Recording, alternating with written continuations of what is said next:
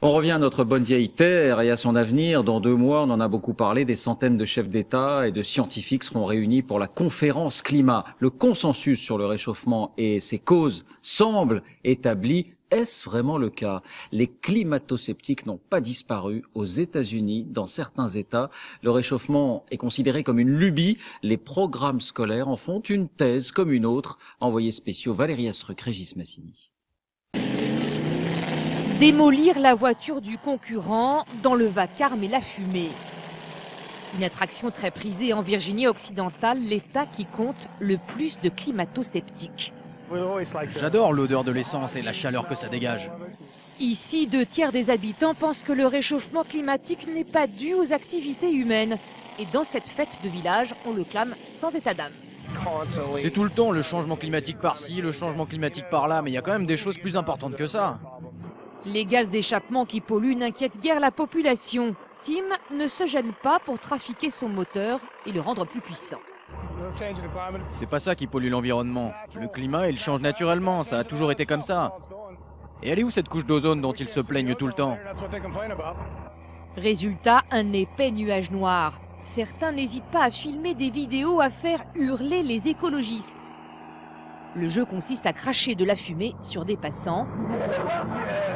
Une manière de protester contre ceux qui veulent réduire les émissions de gaz à effet de serre.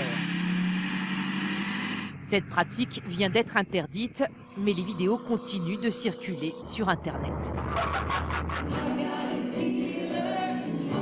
Dans l'église protestante toute proche, les fidèles sont eux aussi convaincus que l'homme n'est pas responsable du changement climatique. Plus qu'une certitude, c'est d'abord une croyance religieuse. La Terre se réchauffe et se refroidit en fonction d'un plan prévu par Dieu. Et même s'il le voulait, l'homme ne peut pas changer le climat. Ces paroissiens estiment qu'il ne faut craindre aucune catastrophe écologique. D'après eux, Dieu aurait même réussi à vaincre les marées noires. On disait « Oh, c'est terrible, c'est terrible ». Mais Dieu nous a envoyé des bactéries mangeuses de pétrole et au bout d'un certain temps, tout était nettoyé. C'est Dieu qui est aux manettes. Donc même si nous, les hommes, faisons des bêtises et polluons, Dieu rattrape nos erreurs. Dans les écoles de Virginie occidentale, les climato-sceptiques ont même gagné une bataille cruciale, celle des livres scolaires. Désormais, le réchauffement de la planète n'est plus présenté comme une vérité scientifique. Les températures ont augmenté durant plusieurs décennies et après elles ont baissé pendant d'autres décennies. Elles sont montées, descendues, donc faites-vous votre propre opinion. Conséquence, ces lycéens pensent que le changement climatique n'est plus qu'une thèse parmi d'autres. Il y a beaucoup de gens qui n'y croient pas, qui pensent que c'est faux. Et c'est bien d'écouter ce qu'ils ont à dire. Il y a aussi un enjeu économique. Voici les montagnes défigurées par les mines de charbon, premier employeur de la région, suivi du pétrole et du gaz. Autant de lobbies prêts à minimiser la pollution.